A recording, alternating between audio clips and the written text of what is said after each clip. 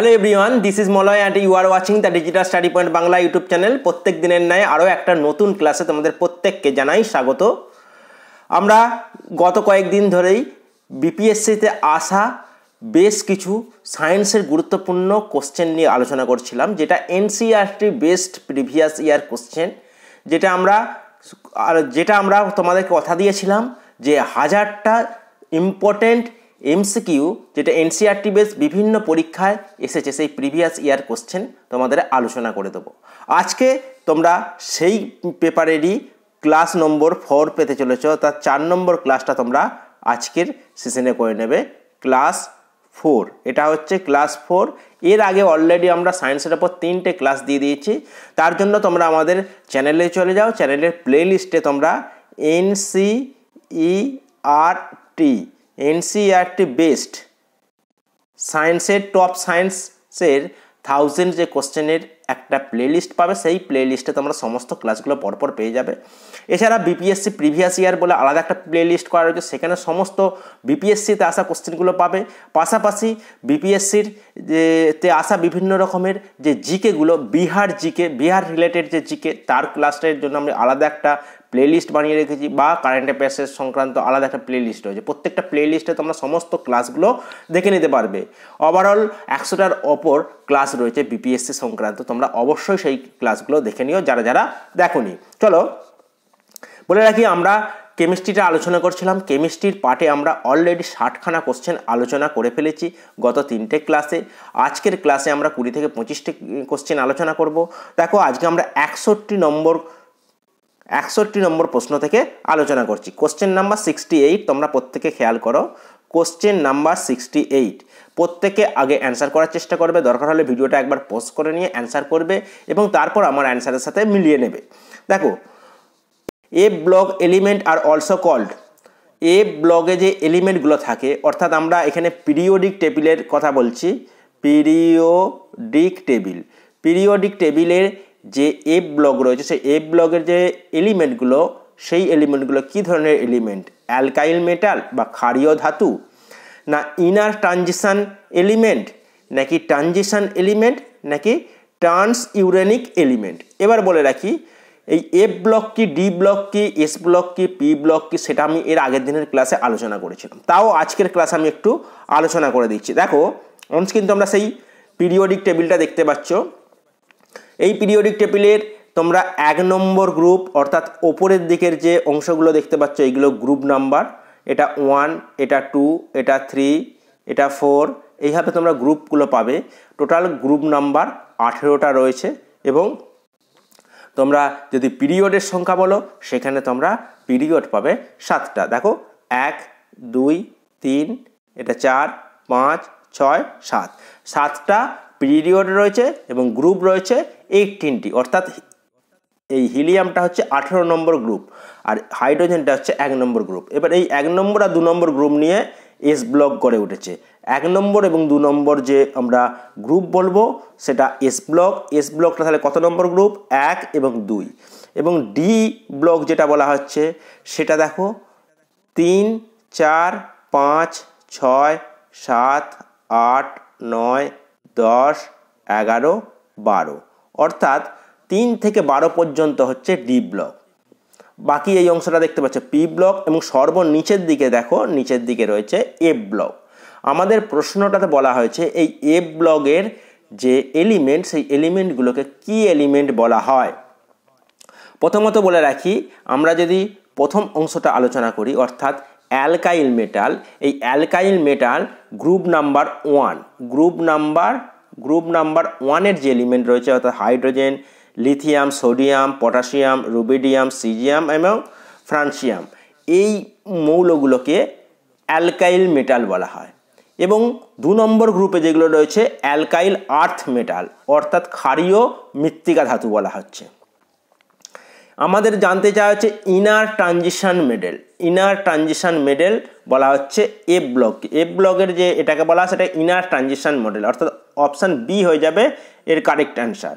এবং transition element হচ্ছে D ব্লকের যে এলিমেন্ট, সেটা হচ্ছে ট্রানজিশন এলিমেন্ট বলা হয়। এবং ট্রান্স ইউরেনিক ইউরেনিক যে এলিমেন্ট, ট্রান্স ইউরেনিক এলিমেন্ট, আমি আরও ভালো করে বলে দিচ্ছি। দেখো, অ্যালকাইল মেটাল যে উপাদান ধাতুগুলো রয়েছে সেটা গ্রুপ নাম্বার 1 অর্থাৎ এস ব্লককে বলবো এস ব্লক বা আমরা গ্রুপ 1কে বলবো অ্যালকাইল মেটাল।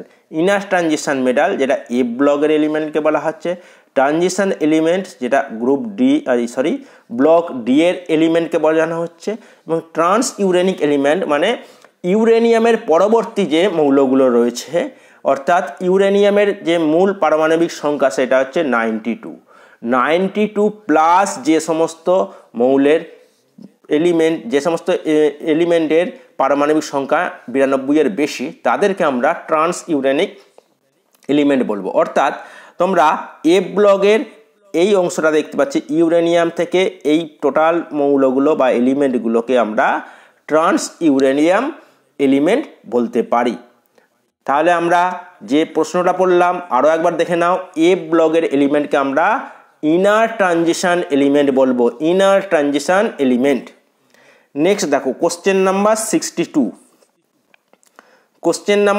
দেখো এই ছকটাতে আমি আরও ভালো করে বলে দিয়েছি। এই লাল রঙের অংশগুলোকে অ্যালকাইল মেটাল বলা হচ্ছে, কালো রঙের হচ্ছে অ্যালকাইল আর্থ মেটাল, এবং এই অংশগুলোকে ট্রানজিশন মেটাল বলা হচ্ছে। অর্থাৎ এই স্কাই কালারের যে মেটালগুলো দেখতে পাচ্ছ এইগুলোকে তোমরা কি বলবে? Transition metal. এবং এই দিকের যে অংশটা আমরা দেখতে পাচ্ছি এটাকে বলা হয় নোবেল গ্যাস। এবং ফ্লোরিন, ক্লোরিন, ব্রোমিন, আয়োডিন এবং অ্যাস্টেনিয়াম যেটাকে বলা হয়, এই মৌলগুলোকে বলা হচ্ছে তোমার কি? সেটা হচ্ছে হ্যালোজেন মৌল। 17 গ্রুপ, পরীক্ষায় বহুবার আসে। হ্যালোজেন মৌলগুলো গ্রুপ নাম্বার 70 রয়েছে, এবং গ্রুপ নাম্বার 18 অর্থাৎ 18 নম্বর গ্রুপের যে মৌলগুলো সেগুলোকে আমরা নোবেল গ্যাস বলবো। নোবেল গ্যাস 18 নম্বর গ্রুপে, 17 নম্বর গ্রুপে হ্যালোজেন মৌলগুলো অবস্থান করছে, মাঝে এগুলো ট্রানজিশন মৌলগুলো অবস্থান করছে। 1 নম্বর গ্রুপে অ্যালকাইল মেটাল এবং অ্যালকাইল আর্থ মেটাল 2 নম্বর গ্রুপে অবস্থান করছে। এগুলো তোমরা অবশ্যই নোট ডাউন করে রাখো খাতাতে। আমি পরবর্তী যখন আমি থিওরি ক্লাস করাবো তখন এই চ্যাপ্টারটার ওপর যা যা প্রশ্ন হয় বা সমস্ত কিছু বিস্তারিত আলোচনা করে দেবো। চলো কোশ্চেন নাম্বার 62, 2 নম্বর প্রশ্নটা দেখো। অ্যামোনিয়াম আয়ন, এবার বলি অ্যামোনিয়াম আয়নের সংকেত কি? অ্যামোনিয়াম আয়নের সংকেত দেখো, নাইট্রোজেন সবার, অ্যামোনিয়াম NH4 প্লাস, এই হচ্ছে অ্যামোনিয়াম আয়নের সংকেত। NH4 প্লাস, যার কেন্দ্রে নাইট্রোজেন থাকবে এবং এর চতুর্দিকে 4টে হাইড্রোজেন অবস্থান করবে। চতুর্দিকে 4টে কি হবে? হাইড্রোজেন অবস্থান।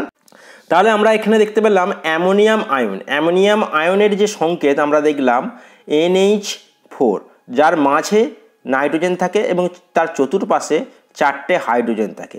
এই ধরনের গঠনকে আমরা টেট্রাহেড্রাল বলা হবে।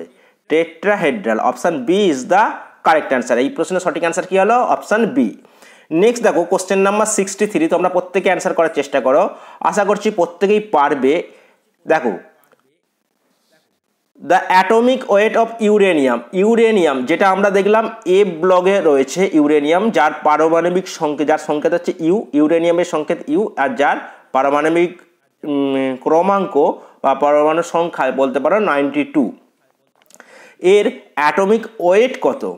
এর আণবিক ভর কত? এর আণবিক ভর 238, অর্থাৎ 238 হয়ে যাবে ইউরেনিয়ামের আণবিক ভর। Option B is the correct answer. Option B হয়ে যাবে এই প্রশ্নের সঠিক অ্যান্সার।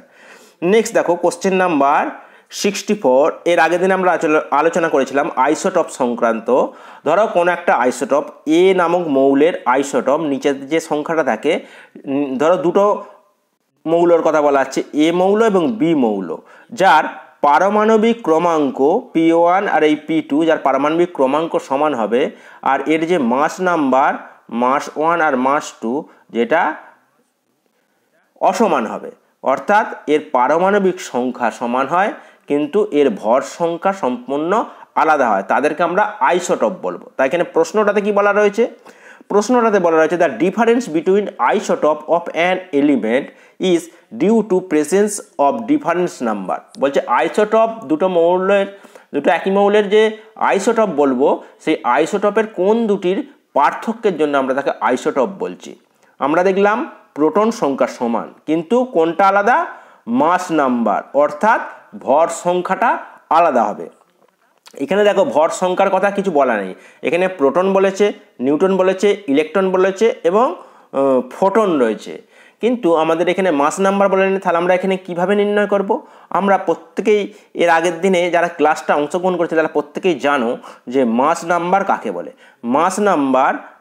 মাস নাম্বার আমরা তাকেই বলবো প্রোটন প্লাস নিউট্রনের যে সমষ্টি, তাকে আমরা মাস নাম্বার শিখেছিলাম। তাহলে নিচে আমরা দেখলাম প্রোটন সংখ্যা সমান, তাহলে এই মাস নাম্বার থেকে যদি আমরা প্রোটন বাদ দিই তাহলে কি পাবো? নিউট্রন। তাহলে আমরা যখন মাস নাম্বার আলাদা হচ্ছে তার মানে এদের মধ্যে কার সংখ্যা আলাদা? নিউটনের সংখ্যা আলাদা। তার মানে option B is the correct answer হবে। Option B is the correct answer.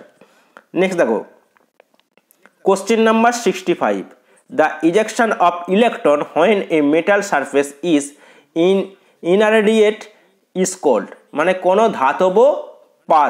ধাতব পাতের উপরিতল থেকে যখন ইলেকট্রনের নির্গমন হবে তখন আমরা তাকে কি বলতে পারি? Black body radiation, photo electric effect, না জিম্যান এফেক্ট, না অটোমিক স্পেকট্রাম? বলো কি হয়ে যাবে? যখন কোনো ধাতব পৃষ্ঠ থেকে যখন ইলেকট্রন নির্গত হবে সেই ইলেকট্রন নির্গমনের প্রক্রিয়াকে আমরা ফটো ইলেকট্রিক এফেক্ট বলবো। Photo electric effect. Option B is the correct answer হবে। এই প্রশ্নের সঠিক অ্যান্সার কি হলো? Option B. নেক্সট দেখো কোশ্চেন নাম্বার 66, 66 নম্বর প্রশ্নটা তোমরা প্রত্যেকে খেয়াল করো।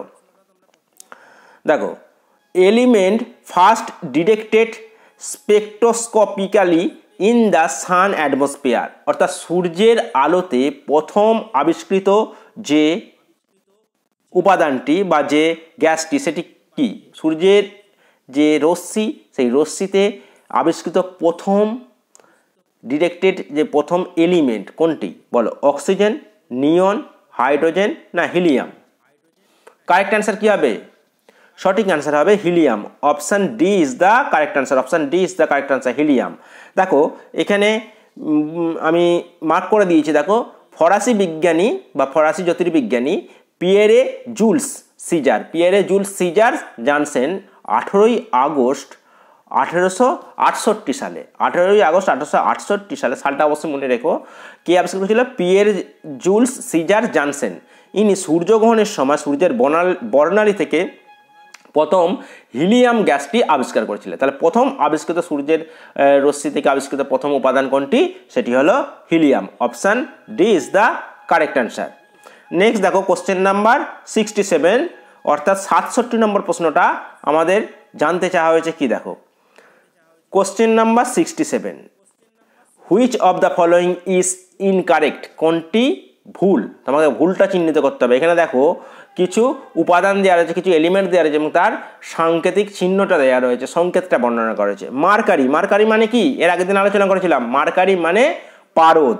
মার্কারি মানে বাংলায় আমরা বলবো পারদ। পারদের সংকেত কি? Hg। হাইসেলেনিয়াম, ওই জন্য Hg হয়েছে, তার এটা একটা ল্যাটিন নাম। Hg মার্কারির সংকেত, তার মানে এটা ঠিক আছে। ইনকারেক্ট আমাকে চিহ্নিত করতে বলেছে। সিলভারের কি? Ag, এটাও ঠিক আছে। সোডিয়ামের Na, এটাও ঠিক আছে। পটাশিয়ামের Ka বলেছে, ভুল। পটাশিয়ামের কি? পটাশিয়ামের সবসময় কে হয়, শুধু কে হয়, এখানে কে আর এ দেওয়া রয়েছে, তাই ভুল কোনটি? Option D. Option D is the correct answer. তাহলে বুঝতে পারছো তোমাদের কেমিস্ট্রি থেকে অবশ্যই প্রত্যেকটি মৌলের যে সংকেতগুলো সেটা তোমরা অবশ্যই করতে পারবে। আর তার জন্য তোমরা একটা চ্যাপ্টার ধরলেই সেটা হয়ে যাচ্ছে। সেটা কোনটা বলো তো? Periodic table. পিরিয়ডিক টেবিলটা করলেই তোমাদের সমস্ত মৌলগুলোর সংকেত, তার আণবিক ভর, তার পারমাণবিক ক্রমাঙ্ক, এগুলো খুব গুরুত্বপূর্ণ কেমিস্ট্রির ক্ষেত্রে, এগুলো তোমাদের অবশ্যই জানতে হবে। নেক্সট দেখো question number 68, which of the following is always found in a free state nature? অর্থাৎ মুক্তভাবে, প্রকৃতিতে মুক্তভাবে পাওয়া যায় যে উপাদানটি। দেখো গোল্ড, সিলভার, সোডিয়াম, কপার। এবার আমরা বলে রাখি যে কপার, সোডিয়াম, সিলভার এগুলো আকরিক অবস্থা পাওয়া যায়, মানে আলাদাভাবে মুক্ত অবস্থায় এগুলো পাওয়া যায় না। একমাত্র গোল্ড বা সোনা কিন্তু মুক্তভাবে পাওয়া যায়, কোনো আকরিকের মধ্যে থাকে না। মুক্তভাবে পাওয়া যে উপাদানটি সেটি হচ্ছে gold. Option A is the correct answer. Next দেখো কোশ্চেন নাম্বার 69, 69 নম্বর প্রশ্নটা। মেল্টিং পয়েন্ট অফ কপার, তামার গলনাঙ্ক কত? তামার গলনাঙ্ক কত? Option A 1083 degree centigrade, option B 732 degree centigrade, option C 327 degree centigrade, option D 1835 degree centigrade.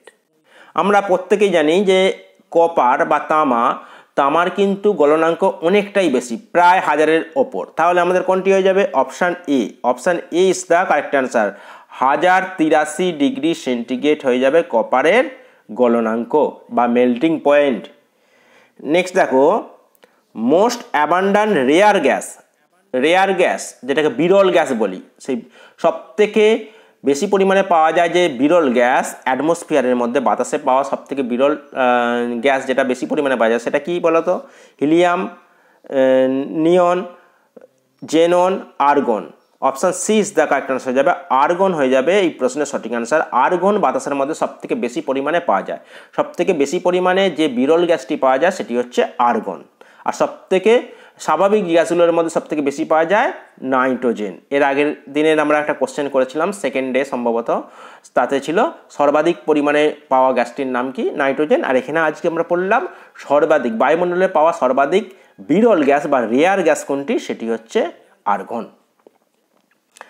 Next দেখো question number 71, the most electronegative element among sodium, bromine, fluorine, oxygen.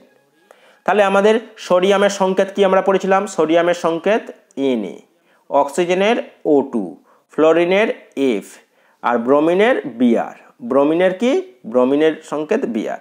এবার এই প্রত্যেকটা যে মৌলের কথা বলা হলো, এই মৌলগুলোর মধ্যে ইলেকট্রোনেগেটিভ কোনটি? এবার বলে রাখি ইলেকট্রোনেগেটিভ চিনব কি করে? তার জন্য পর্যায় সারণীটাতে আমরা একবার ফিরে যাই। দেখো পর্যায় সারণীর, ধরো এইটা পর্যায় সারণী, এই পর্যায় সারণীর আমরা গ্রুপ ওয়াইজ যখন নিচের দিকে নামবো, গ্রুপ ওয়াইজ, গ্রুপ কোনগুলো? এইগুলো গ্রুপ, এইগুলো হচ্ছে গ্রুপ, এবং এর নিচেরগুলো কি? এইগুলো হচ্ছে পিরিয়ডিক টেবিল, মানে পিরিয়ড, শ্রেণী, পিরিয়ড। তাহলে যত আমরা ওপর থেকে নিচের দিকে নামবো তত ইলেকট্রোনেগেটিভটা বাড়বে, ইলেকট্রোনেগেটিভটা কমবে। মানে ওপরের দিকে নেগেটিভ থাকে, নিচের দিকে পজিটিভ থাকে। যত নিচের দিকে নামবো ইলেকট্রো পজিটিভ হবে, যত ওপরের দিকে উঠবো তত ইলেকট্রো নেগেটিভ হবে মৌলগুলোর। তাহলে আমি আরও একবার বলছি, যখন আমরা গ্রুপ বরাবর যত আমরা ওপর দিকে উঠবো তত ইলেকট্রো পজিটিভ মৌলগুলো হবে, আর যত নিচের দিকে নামবো, ভুল বললাম, যত আমরা ওপরের দিকে উঠবো ওপরের দিকে ইলেকট্রো নেগেটিভ হয়, নিচের দিকে ইলেকট্রো পজিটিভ মৌলগুলো থাকে। তাহলে আমাদের এখানে জানতে চাওয়া হয়েছিল কি? ইলেকট্রো নেগেটিভ মৌল কোনগুলো, ইলেকট্রো নেগেটিভ মৌল কোনগুলো, মানে সবচেয়ে বেশি electro negative.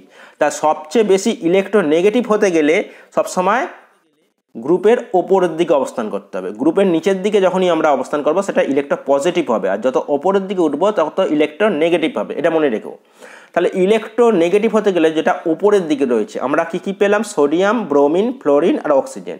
Sodium, bromine, fluorine আর অক্সিজেন।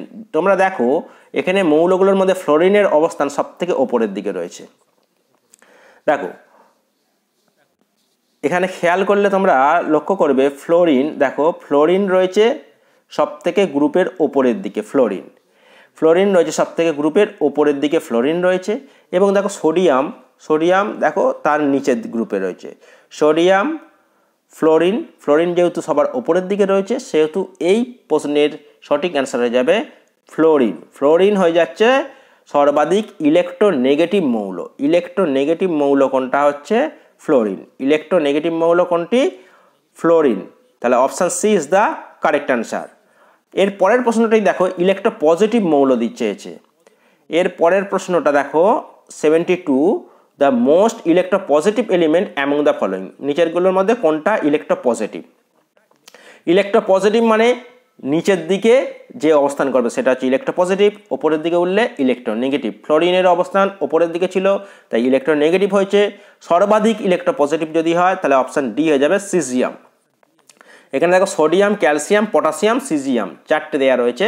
তোমরা এখানে খেয়াল করলে দেখতে পাবে, দেখো সোডিয়াম, এক মিনিট, দেখো সোডিয়াম, পটাশিয়াম, ক্যালসিয়াম আর সিজিয়াম, দেখো সবার নিচের দিকে অবস্থান করছে সিজিয়াম।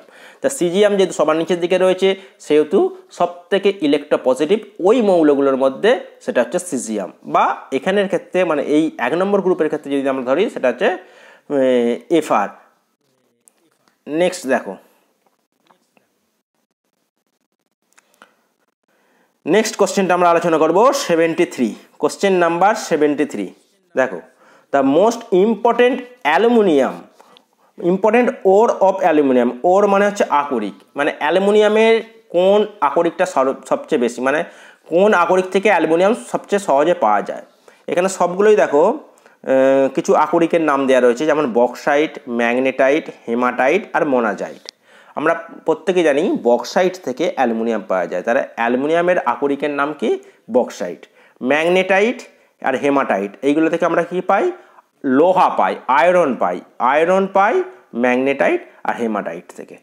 নেক্সট দেখো, question number 74, most malleable metal. Malleable metal মানে কি? অনেকেরই প্রবলেম হতে পারে এই ইংলিশটার। মেলায়েবল মানে হচ্ছে নরম ধাতু। আমি বলে দিই, নরম ধাতু। এবার নরম ধাতু যখনই বলবো তখনই তোমরা অবশ্যই জানো যে নরম ধাতু কোনটি, ম্যাক্সিমাম ক্যান্ডিডেটই বলতে পারবে। বলো, পৃথিবীর মধ্যে সবথেকে নরম ধাতু কোনটি? Platinum, silver, iron, gold. এই চারটের মধ্যে সবথেকে নরম ধাতু কোনটি? আমরা প্রত্যেকে জানি gold. Gold is the correct answer. তাহলে সবথেকে নরম ধাতু গোল্ড। এছাড়া আরও কিছু নরম ধাতু রয়েছে, যেমন সোডিয়াম। সোডিয়াম ধাতুটা নরম ধাতু, এটাকে আমরা ছুরির সাহায্যে কাটতে পারি। এটা পরীক্ষায় আসে যে ছুরির সাহায্যে কাটতে পারি কোন ধাতুকে, সেটা হচ্ছে সোডিয়াম, নরম ধাতু। সোনার পরই সোডিয়ামের স্থান। আর সবথেকে কঠিন যদি আমরা বলা হয় সেটা হচ্ছে প্লাটিনাম। অপশান এ হয়ে যাবে সবথেকে কঠিন ধাতু, মানে কঠিন ধাতু। আর সব মানে এইগুলোর মধ্যে কঠিন হচ্ছে প্লাটিনাম, আর সবথেকে কঠিন যদি বলা হয় হিরে। নেক্সট দেখো, electro affinity for inert gas is, মানে ইনার্ট গ্যাস মানে হচ্ছে বিরল গ্যাস, যেগুলো আমরা বললাম সেই ইনার্ট গ্যাস যেটা 18 নম্বর গ্রুপে অবস্থান করছে, সেই ইনার্ট গ্যাসগুলো বা বিরল গ্যাসগুলো ইলেকট্রো অ্যাফিনিটি কত? ইলেকট্রো অ্যাফিনিটি আমরা বলে রাখি, ইলেকট্রো অ্যাফিনিটি এর 0 হয়। এর ইলেকট্রো অ্যাফিনিটি 0 হয় কারণ এর প্রত্যেকটা কক্ষ পূর্ণ হয়, সর্বশেষ কক্ষে 8টা মৌল থাকে, অর্থাৎ 8টা ইলেকট্রন থাকে। 8টা ইলেকট্রন যার থাকে তাতে আর ইলেকট্রন গ্রহণ করার কোনো রকম প্রয়োজনীয়তা পড়ে না। অর্থাৎ যে মৌলগুলোর শেষ কক্ষে 8টা ইলেকট্রন থাকছে সেইগুলোই হচ্ছে ইনার্ট গ্যাস, তাই এর ইলেকট্রন অ্যাফিনিটিটা 0 হয়। মানে এর ইলেকট্রন ত্যাগ করা বা গ্রহণ করার কোনো অবস্থায় থাকে না, অর্থাৎ কোনো রকম ইলেকট্রন ত্যাগও করে না, গ্রহণও করে না। নেক্সট কোশ্চেনটা দেখো, কোশ্চেন নাম্বার 76, হাইড্রেনিয়াম। হাইড্রেনিয়ামের সংকেত কি? খুব ইম্পর্ট্যান্ট একটা প্রশ্ন। হাইড্রেনিয়ামের সংকেত হচ্ছে ও কেন্দ্রে থাকবে, আর তার 3টে দিকে 3টে হাইড্রোজেন অবস্থান করবে। 3টে দিকে 3টে হাইড্রোজেন অবস্থান করছে, আর ওটা হচ্ছে পজিটিভ অবস্থায় থাকে। তাহলে দেখো 3টে হাইড্রোজেন রয়েছে এবং একটা অক্সিজেন রয়েছে, এটাই হচ্ছে হাইড্রেনিয়াম এর গঠনটা। তাহলে এর সংকেতটা দেখো কি হবে? H3O+। তাহলে option D is the correct answer. Option D হয়ে যাবে এই প্রশ্নের সঠিক অ্যান্সার। দেখো question number 77, the member of homologous series, মানে সমগোত্রীয় শ্রেণীভুক্ত হতে গেলে সেই শ্রেণীর সদস্যদের কোন গুণটা থাকতে হয়? যদি আমরা পিরিয়ডিক টেবিলের কথা বলি, পিরিয়ডিক টেবিলে দেখবে প্রত্যেকটা মৌলকে একটা নির্দিষ্ট শ্রেণীতে বা গ্রুপে সাজানো রয়েছে। তার নির্দিষ্ট সিরিজ অনুযায়ী সাজাতে গেলে সেই মৌলগুলোর যে গুণটা থাকতে হবে, যে সেম কেমিক্যাল প্রপার্টিস, অর্থাৎ সমগোত্রীয় রাসায়নিক ধর্মটা থাকতে হবে। রাসায়নিক ধর্মটা এক হলে আমরা সেইগুলোকে একই সিরিজের মধ্যে রাখতে পারি। তাহলে option C is the correct answer. 77 নম্বর প্রশ্নের সঠিক অ্যান্সার কি? Option C. নেক্সট দেখো কোশ্চেন নাম্বার 78। কোশ্চেন নাম্বার 78, 78 নম্বর প্রশ্নটা তোমরা প্রত্যেকে করার চেষ্টা করো। Alkali metal have, alkali metal বা ক্ষার ধাতু, ক্ষার ধাতুর কোন জিনিসটা থাকে? ক্ষার ধাতু আমরা কিছুক্ষণ আগেই পড়ে এলাম, গ্রুপ 1-এ অবস্থান করছে পিরিয়ডিক টেবিলে। গ্রুপ 1-এ অ্যালকাইল মেটাল, আর অ্যালকাইল আর্থ মেটাল যদি বলা হয় তখন কিন্তু গ্রুপ 2-এ হবে। গ্রুপ 2-এ অ্যালকাইল আর্থ মেটালগুলো অবস্থান করে এবং গ্রুপ 1-এ অ্যালকাইল মেটালগুলো। তো অ্যালকাইল মেটালের কি থাকে? লো আয়োনাইজেশন এনার্জি, না হাই ইলেকট্রোনেগেটিভ, না হাই এমপি, না option D electro configuration of NS2NP1। বলো কোনটা ঠিক হবে?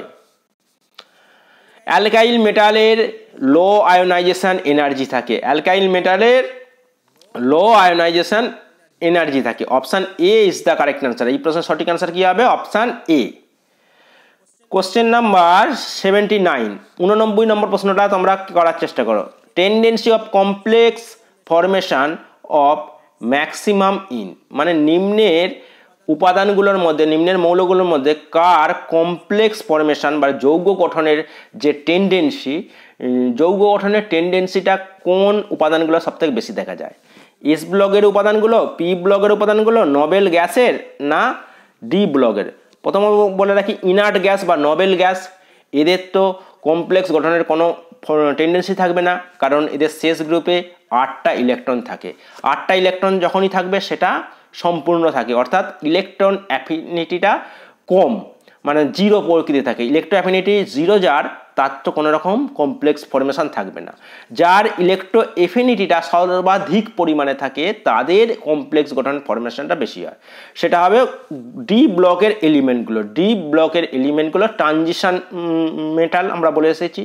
ট্রানজিশন এলিমেন্ট কোনগুলো? ডি ব্লকের এলিমেন্টগুলো। আর এই ট্রানজিশন মানেই হচ্ছে ক্রমাগত রূপান্তরিত হতে থাকে, অর্থাৎ এদের যোজ্যতা পরিবর্তনশীল, যোজ্যতা স্থির নয়।